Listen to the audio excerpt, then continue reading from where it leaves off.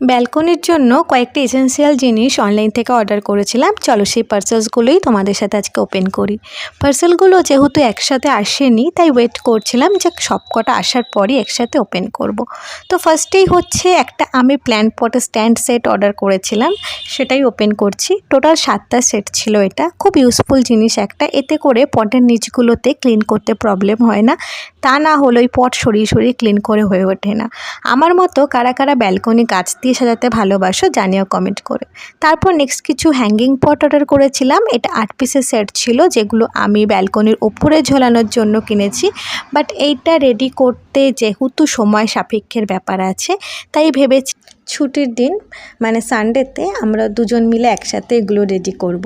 কিছু প্ল্যান্ট রয়েছে যেগুলো এর মধ্যে প্লেসড করব।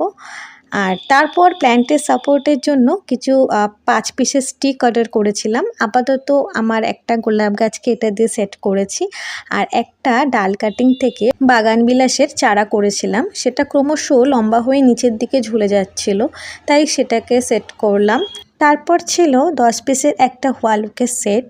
এটা তো মাল্টিপল কাজে ইউজ করাই যায়, যে কোনো লাইট ওয়েট ফ্রেম বা অন্য কিছু দেওয়াল ফুটো না করে এটা কিন্তু ইউজ করা যায়, সেটা খুব ভালো আর কি।